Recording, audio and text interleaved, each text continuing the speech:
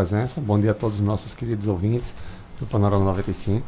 É sempre uma satisfação para a gente estar aqui para falar de assuntos interessantes sobre o coração. E o nosso tema de hoje é livre, né? Você pode mandar para cá sua pergunta, 992053030, 992053030. Eu começo aqui com a seguinte situação. Quais são os principais cuidados, Dr. Wander, para uma pessoa que, por exemplo, recebeu alta após uma cirurgia cardíaca? Interessante esse tema. E a gente pode aqui distinguir, na verdade, duas questões.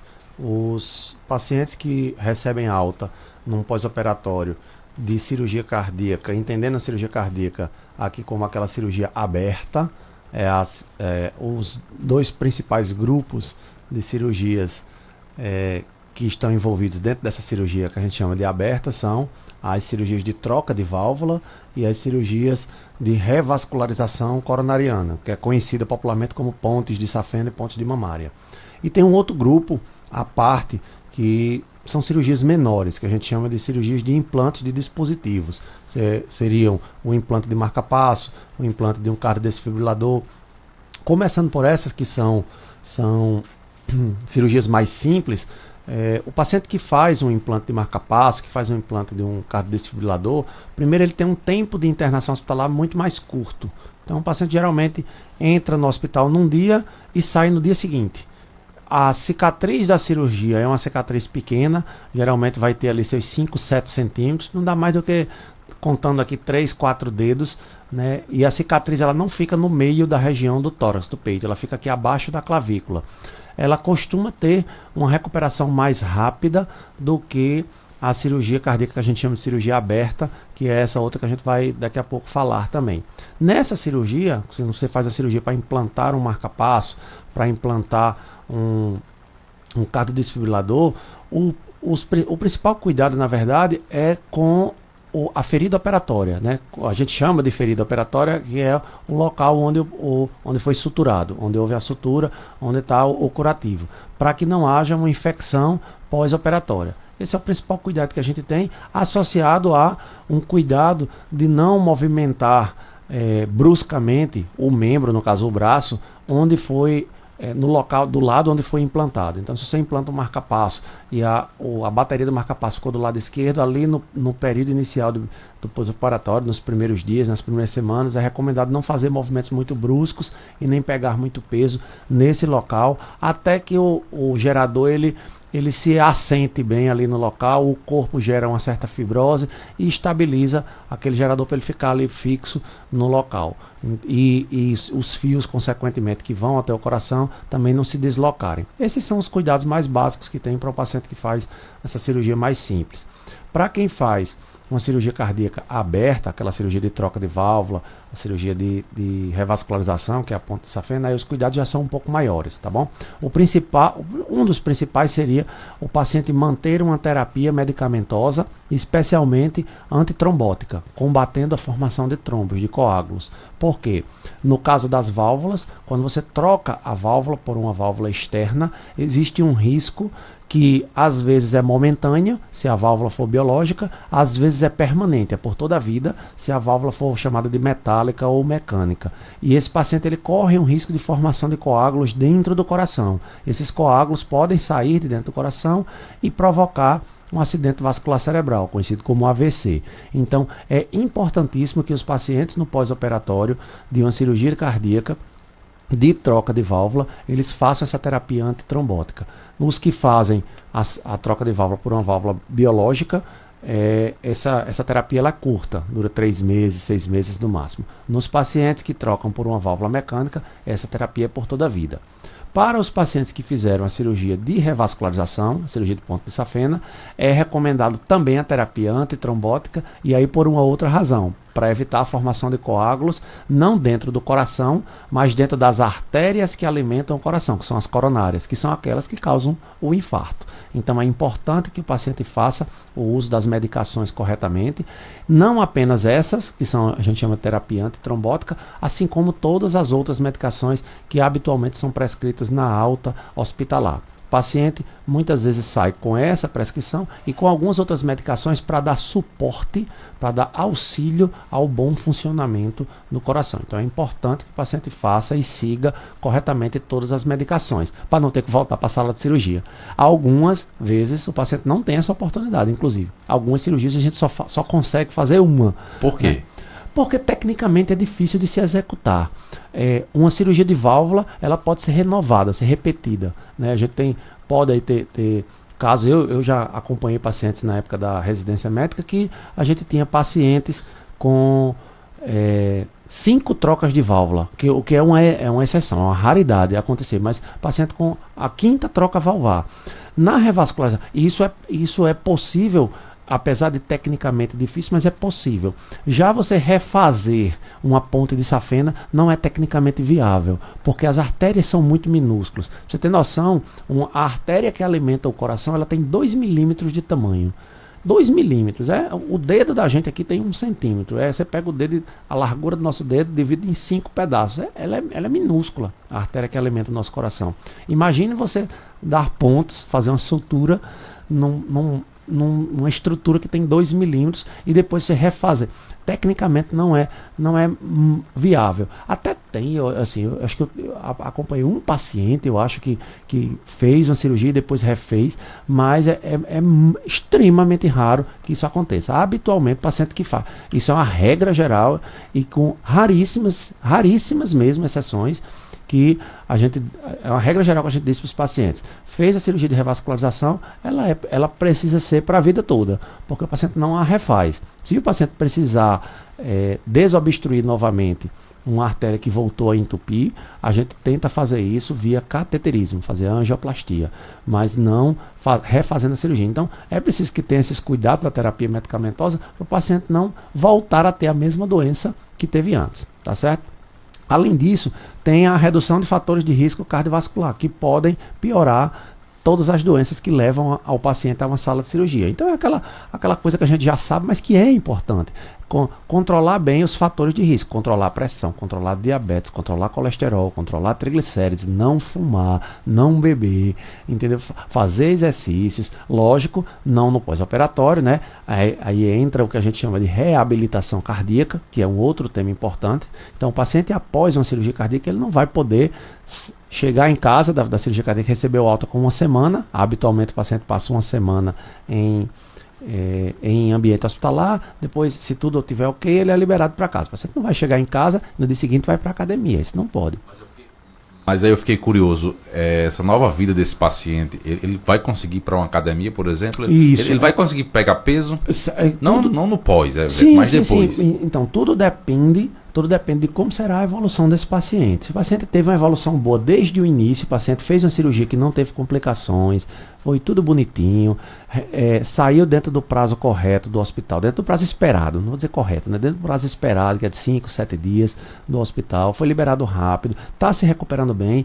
O objetivo final de uma cirurgia como essa é deixar o paciente o mais parecido possível com um paciente normal. É lógico que a gente não consegue, o paciente foi mexido, o paciente foi manipulado, mexeram no coração, então nunca vai ser igual, mas vai ser melhor do que o paciente estava. É assim que a gente espera, que o paciente saia de uma cirurgia melhor do que quando ele entrou, mas também a gente não consegue devolver 100% da saúde, mas o objetivo também não é que o paciente fique prostrado numa cama, prostrado numa rede e nunca mais possa nem pegar um copo d'água para beber e alguém tem que dar. Não, isso não é o objetivo. O paciente, a gente deseja e espera que uma cirurgia bem sucedida permita que o paciente faça suas atividades físicas, inclusive atividades laborativas, que é o trabalho, se for possível, se o paciente tiver condições. A gente gostaria que os pacientes tivessem isso. É lógico que a gente não consegue para todos, mas é o nosso objetivo. Então, nesse processo, a história da academia, a gente entra antes da etapa da academia, a gente entra em algo que é importantíssimo, que pode até ser feito em academia, mas tem um termo diferente, a gente chama de reabilitação cardíaca. É uma reabilitação, você vai reabilitar, reensinar o seu coração a trabalhar sob condições mais pesadas, né? Você, durante um certo tempo antes da cirurgia, ninguém passa aqui no meio da rua, tá na calçada aqui, rapaz, vou fazer a cirurgia do coração. Isso não acontece. O paciente geralmente quando vai para uma cirurgia, ele tem um tempo que ele está ali sofrendo, lutando contra a doença, e aí não consegue mais, a gente não consegue mais vencer a doença, e aí a gente precisa do auxílio da cirurgia para ajudar a restabelecer, recuperar o paciente. Então, nesse processo, o paciente geralmente, nos meses antes, às vezes anos antes de uma cirurgia cardíaca, o paciente já não conseguia fazer exercícios. Ele mal conseguia dentro de casa andar, ir para o banheiro, fazer xixi, dormir.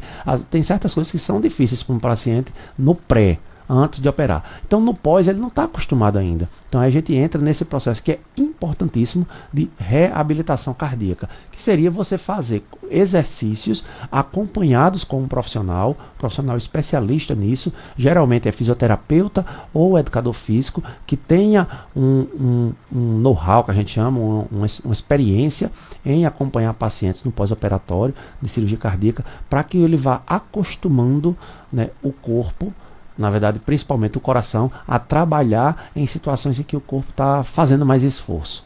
Agora, eu não sei se é mito ou é verdade, você pode confirmar. Eu já ouvi, não sei em qual local, a pessoa falar que a cirurgia cardíaca, o fato de você ter um problema cardíaco é limitar a sua vida, né?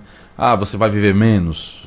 Isso é verdade ou é mito? Isso, dependendo da doença que você tenha, dependendo da doença cardíaca que você tenha, você pode ter uma redução na quantidade, que a gente chama de redução na expectativa de vida. Então você reduz a quantidade de vida, quantos dias de vida, quantos meses, anos de vida você tem, ou você pode reduzir a sua qualidade da sua vida. Você vai viver o mesmo tanto, mas vai viver de uma forma mais limitada, não vai conseguir mais fazer as mesmas coisas. Então, doenças cardíacas, elas podem provocar isso. Uma doença numa válvula, que a gente está tratando aqui, uma doença numa válvula, uma arritmia que requer uma cirurgia para implantar um marca-passo, ou um problema numa artéria coronária que obstruiu, causou um infarto, ou não causou, mas esteve na iminência de causar e precisou que o paciente fosse operado, elas habitualmente, não a cirurgia em si, mas a doença que levou à cirurgia, ela pode reduzir a quantidade de vida. Eu iria estar com a programação de viver até os 90, mas aí por conta dessa cirurgia, por conta dessa doença, encolheu aí alguns anos na minha vida. Isso vou viver 85. Vou encolher 5 anos, 6 anos, e eu vou viver só até 85, 84 anos. Isso pode acontecer. Além da redução da quantidade, você pode também ter redução da qualidade, como a gente diz. Você pode nem reduzir a quantidade, não, estava para viver 90, vou viver os 90. Mas dos 80 aos 90, vai ser aqueles 10 anos difíceis, onde visitas frequentes em diversos médicos, por conta de diversas doenças que acontece, então não consigo mais fazer as mesmas coisas que eu fazia antes, e isso é o que a gente chama de qualidade de vida. Ela passa a ser alterada, né, essa qualidade de vida ela passa a ser alterada em função da doença do coração. E tratamentos cardíacos, seja medicação, seja cirurgia, eles têm o potencial de melhorar a quantidade, eles dão mais tempo de vida para o paciente e melhorar a qualidade. Porque muitas vezes quando você está indicando uma cirurgia para um paciente, o paciente ele tem uma expectativa de poucos anos de vida. E quando você faz a cirurgia, se a cirurgia é bem sucedida, a cirurgia transcorre sem nenhum problema, nenhuma intercorrência, você estende a expectativa, a quantidade de vida que o paciente deveria viver em muitos anos para frente. Dando tudo certo, são muitos anos para frente que o paciente poderia ter de expectativa de vida, diferente dele não se submeter ao procedimento. Então, de fato, as doenças do coração, elas podem causar isso, elas limitam quantidade e qualidade de vida e podem fazer com que o paciente não tenha, limite a quantidade e qualidade, o paciente não tenha uma vida legal, uma vida boa que viva para a doença. Isso não é o nosso objetivo. Então, a cirurgia cardíaca se encaixa aí como um tratamento, como uma opção para esses pacientes. E aí, por último, a gente falaria dos cuidados domiciliares, né? Fisioterapia respiratória, por exemplo. A maioria dos pacientes que fazem cirurgia cardíaca, essa cirurgia aberta, saem com uma maquininha que a gente chama de respiron, né? São bolinhas que você tem que respirar ali para ajudar na respiração pulmonar, na reabilitação pulmonar desses pacientes. Fisioterapia motora também pode ser para os pacientes que saem mais limitados, reaprender a andar, a caminhar. Muitos deles, às vezes, passam períodos prolongados, como a gente disse, no pré-operatório, e não conseguem consegue nem sequer andar dentro de casa. E aí, para você reabilitar esse paciente, a reabilitação antes de ir para academia, antes de fazer qualquer coisa, começa por andar dentro de casa. E aí você pode fazer fisioterapia motora para ajudar o paciente a não perder massa muscular, a ensinar novamente ossos, músculos a se posicionarem corretamente quando você vai caminhar. Então isso é muito importante. Tem um último cuidado, que eu acho que é o que a maioria dos pacientes que já passaram por cirurgia cardíaca sabem, que é, aí eu deixei por último, porque todo mundo se lembra disso, são os cuidados com a cicatriz e com a cirurgia, com o que a gente chama de sítio operatório, ferida operatória da cirurgia cardíaca chamada aberta. Por quê? Porque nesse caso da cirurgia aberta, que a gente fala que é aqui na região do externo, o osso do externo, popularmente conhecido como osso da titela, ele é serrado ao meio, né? Ele é serrado ao meio para poder... reconstitui depois? Ele é serrado ao meio para que você tenha acesso ao coração. Depois, ao final da cirurgia, ele é unido novamente e suturado com fios. A gente chama, são fios de aço. Literalmente são fios de aço para juntar esse osso. Mas o osso ele está ali apenas unido um ao outro. Ele não está colado na saída da cirurgia. Então leva-se um tempo de aproximadamente 90 dias para que você tenha a formação do que a gente chama de calo ósseo, que é a cicatriz óssea, né, pela junção desses dos dois pedaços da titela que vão se juntar. Nesse prazo de 90 dias é extremamente importante que o paciente não faça movimentos abrindo o peito. Então, todo paciente que já fez a cirurgia sabe disso, cirurgia cardíaca aberta sabe disso. Vai levantar, vai se sentar, tem que cruzar os braços. Por quê? Exatamente para evitar essa abertura dos braços que abre o peito e pode deslocar ali momentaneamente e dificultar a cicatrização. É extremamente importante isso, porque uma das complicações mais temidas da cirurgia cardíaca aberta, dessas cirurgias abertas, se chama mediastinite. É uma infecção que acontece nesse osso, no osso do externo, e que invade geralmente a região interna do tórax e que é devastadora. Os pacientes, a gente tem muita dificuldade de tratar esses pacientes, tempo prolongado de internação, passa 1 mês, 2 meses com antibióticos fortes para poder tentar combater essa infecção. Então, evitar a mediastinite é muito mais fácil e muito mais tranquilo do que tentar tratá-la depois que ela aparece. Então, o mais importante seria você fazer então esses cuidados, não abrir o peito aqui, fazer toda vez que você for fazer qualquer movimento com o corpo, você unia os seus braços, colocar aquele na região dos ombros, as mãos na região do ombro, para evitar esse movimento que poderia instabilizar ali momentaneamente a região do externo. O nosso WhatsApp 992053030, o ouvinte pergunta o seguinte: bom dia, doutor Wander. Tenho 59 anos e muitas vezes, quando fico preocupada, meu coração bate muito forte, chegando a me acordar. Isso é arritmia, ela está afirmando, né? E tenho um peso na minha panturrilha. Faço academia. Ela fez essa relação aí. Certo. A gente, essa sensação, essa percepção das batidas do coração, a gente chama de palpitações. Ela, às vezes, vem acompanhada da doença, que é a arritmia, e às vezes elas vêm separadas. Algumas vezes você tem a palpitação, você sente o coração bater, seja forte, seja acelerado, seja as duas coisas, forte e acelerado, e outras vezes você tem o coração batendo fora do seu ritmo normal. O que é o ritmo normal do coração? Bater entre 50 e 100 vezes por minuto e de uma forma cadenciada, parecendo a escolinha de samba. Papá, papá, papá, papá. Se ele bater descompassado, mesmo que ele bata entre 50 e 100, papá, pá, pá, pá, pá, pá, pá, pá. Entendeu? Se ele bater descompassado, é arritmia. Se ele bate devagar demais, abaixo de 50 ou acima de 100, também é arritmia. Lembrando que entre 100 e 120, na maioria das situações, né, 100 e 120 batimentos por minuto, na maioria das situações, são situações benignas. E abaixo de 50, dependendo da situação, 45 a 50 batimentos, também não é uma situação alarmante para a maioria dos pacientes, mas requer um certo cuidado e atenção. Mas o paciente sente esse descompasso? Ele pode sentir, especialmente esse que a gente falou no meio, né, que é quando você está literalmente desritimado. Não interessa, fora do ritmo, né? Não interessa se você está entre 50 e 100, acima de 100 ou abaixo de 100, mas especialmente quando você está fora do ritmo, o paciente pode sentir de fato. Mas o que a gente quer trazer aqui é, algumas vezes o paciente sente a palpitação, outras vezes o paciente tem a arritmia e não sente absolutamente nada, e algumas vezes o sintoma está casado com a doença, tá certo? Então, esse sintoma que ela está relatando e dizer que tem arritmia depois é algo que é comum que a gente vê aqui. O paciente relata que sente o coração bater e aí quando a gente faz os exames, investiga e descobre que ele tem uma arritmia. Essa associação com o sintoma que ela apresenta nas pernas é pouco comum. A gente costuma ver isso em alguns pacientes que têm insuficiência cardíaca. Por falta de circulação apropriada, o sangue não chega adequadamente até as pernas e aí você pode desenvolver alguma fadiga nos membros inferiores. Mas é muito mais comum que esse sintoma da fadiga nas pernas ele seja relacionado a algo local.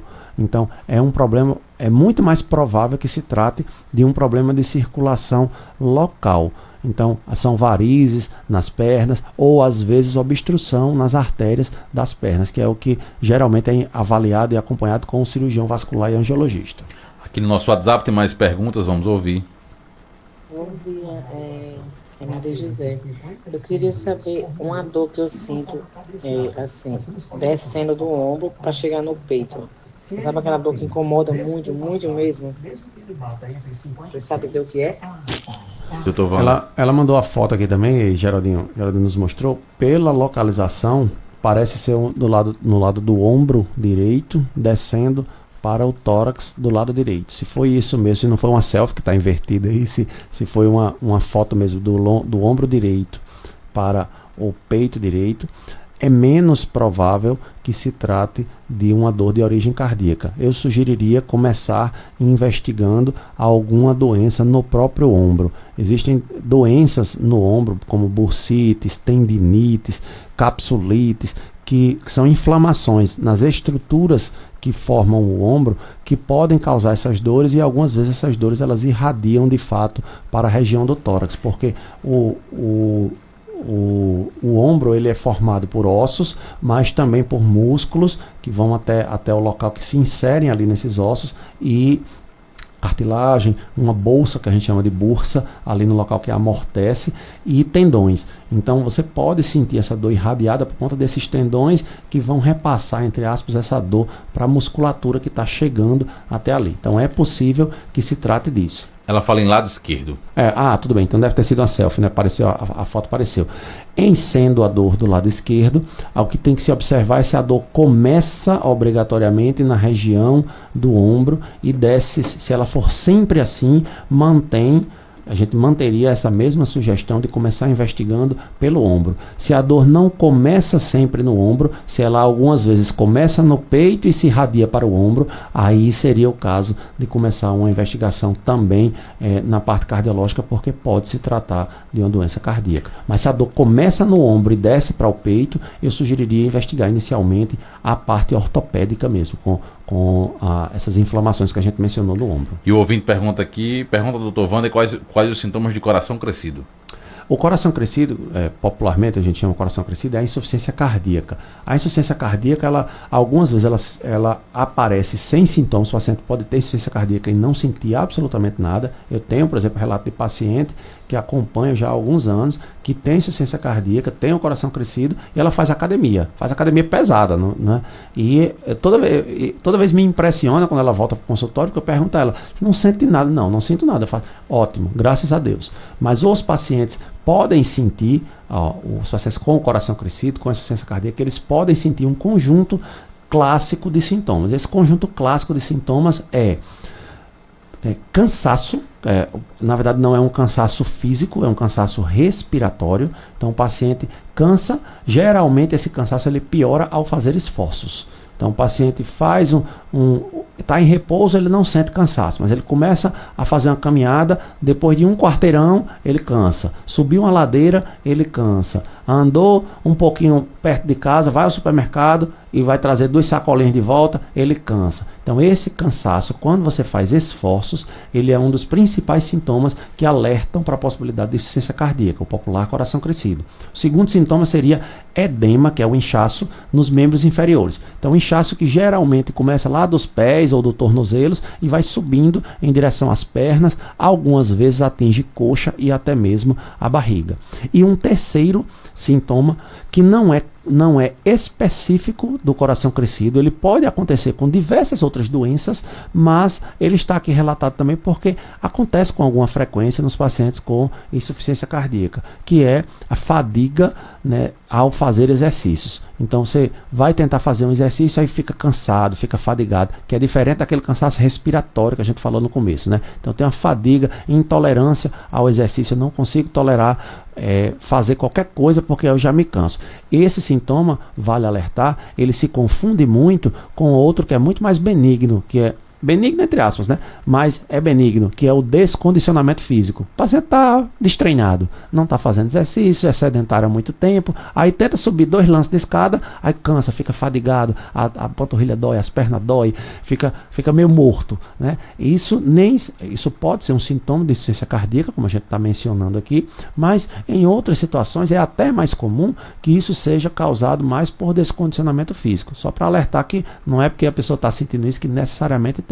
Mas para quem tem insuficiência cardíaca, os sintomas mais clássicos, mais comuns são esses. Existem vários outros, como arritmias, até mesmo dor no peito, não é comum, mas pode acontecer. Mas os mais clássicos é cansaço, falta de ar, na verdade, né? Edema, que é o inchaço nas pernas, e essa fadiga quando faz exercício.